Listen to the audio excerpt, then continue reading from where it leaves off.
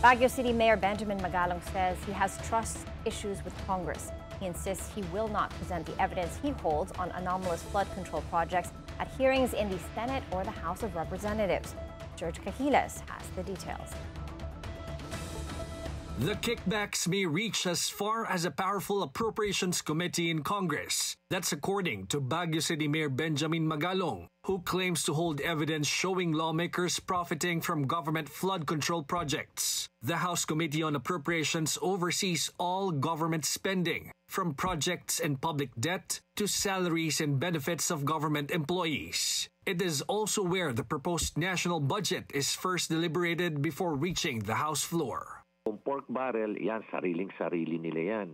Pero kung galing sa taas, ang pondo, may hatian yan. 25% aakyat, babalik sa taas.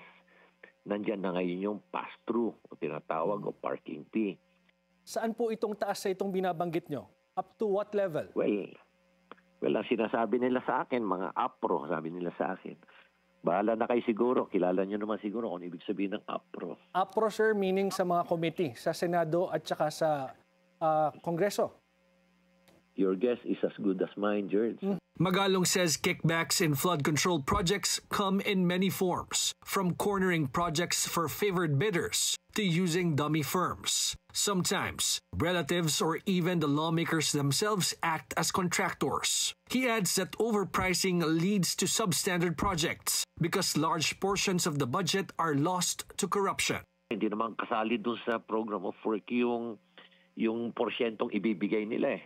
Opo. Kaya ang una kong tanong sa kanila is, kung 30% na lang ang naiiwan, anong gagawin nyo? Eh, sir, isa substandard namin. Both chambers of Congress will conduct separate inquiries into alleged corruptions in flood control projects. But Magalong says he has not received any invitation to attend the hearings. And if he is called, he will not bring the evidence that links lawmakers to the anomaly. Instead, he plans to turn everything over to President Ferdinand Marcos Jr. and let the chief executive decide when and how to make it public. Trust issue yan eh.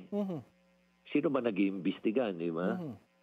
Unang-una, pagkakatiwala mo ba kung ikaw George, pagkakatiwala mo ba yung nag-iimbestiga, yung sila mismo yung mga sangkot? House Public Accounts Committee Chair Terry Redon earlier said they will recuse themselves and allow a third-party probe if any of their members will be implicated in the controversy. George Cahiles, Billionaire News Channel.